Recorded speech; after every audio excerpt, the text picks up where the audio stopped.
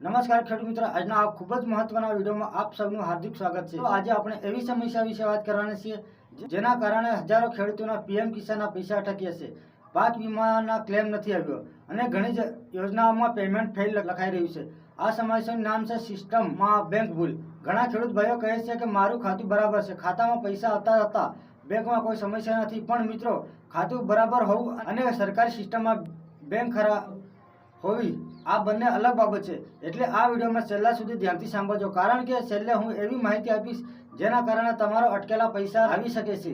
વિડીયોમાં આગળ વધતા પહેલા એક વિનંતી છે કે જો તમે ખેડૂત છો અને તમને સાચી માહિતી જોઈએ છે, ફેક ન્યૂઝ અને ખોટી સલાહથી બચવા માંગો છો, તો અમારી ચેનલને હમણાં જ સબસ્ક્રાઇબ કરો। અમે ફક્ત સરકારી અને સાચી માહિતી આપીએ છીએ અને ખેડૂતની નુકસાનથી બચાવીએ છીએ। મિત્રો, હવે સમજીએ કે બેંક ભૂલ એટલે શું। બેંક ભૂલનો અર્થ એ નથી કે તમારું ખાતું બંધ છે અથવા બેંકમાં પૈસા નથી। બેંક ભૂલનો અર્થ એ છે કે સરકારી ડેટાબેઝમાં તમારા બેંક ખાતાની માહિતી સાચી રીતે મેચ થતી નથી। સિસ્ટમ આ બાબતો ચેક કરે છે: બેંક ખાતા નંબર, આઈએફસી કોડ, ખાતાનું નામ, આધાર, બેંક લિંક, એનપીસીઆઈ મેપિંગ। જો પણ વસ્તુ ખોટી હોય તો પેમેન્ટ ફેલ થઈ શકે છે। હવે હું તમને બેંક ભૂલના મુખ્ય કારણો સમજાવું છું। ઘણા વખત બેંક ખાતા નંબર એક અંક ખોટો દાખલ થયો હોય છે, એક નાનો નંબર પણ પેમેન્ટ અટકાવી શકે છે। ઘણા ખેડૂતોની બ્રાન્ચ બદલાઈ ગઈ હોય છે પણ જૂનો આઈએફસી કોડ સિસ્ટમમાં રહે છે, આ પણ મોટું કારણ છે। કેટલાક કિસ્સામાં આધાર બેંક સાથે લિંક નથી અથવા એનપીસીઆઈ મેપિંગ બંધ હોય છે। આમાં ખાતામાં પૈસા હોવા છતાં સરકારી રકમ નથી આવતી। ઘણા ખેડૂતોના ખાતામાં નામ આધાર મુજબ નથી, જેમ કે આધારમાં પૂરું નામ અને બેંકમાં પૂરું નામ। આ બધી બાબતો સિસ્ટમ માટે મહત્વની છે। મિત્રો, બેંક ભૂલનો સૌથી વધારે અસર પીએમ કિસાન, પાક વીમા, ડીબીટી યોજના, ખાતા અને સબસિડીમાં જોવા મળે છે।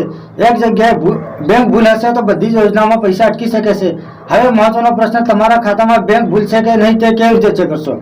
પીએમ કિસાન એપમાં જઈને પેમેન્ટ સ્ટેટસ અને રીઝન જુઓ।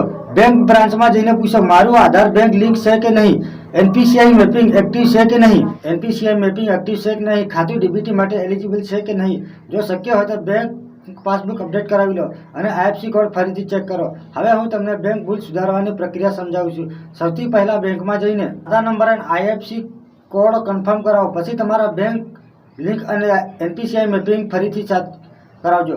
જો નામમાં ફરક હોય તો બેંકમાં આધાર મુજબ નામ અપડેટ કરાવો। જો ખાતું જૂનું અથવા ઇનએક્ટિવ હોય તો નવું ખાતું ખોલાવીને સરકારી યોજનામાં અપડેટ કરાવો।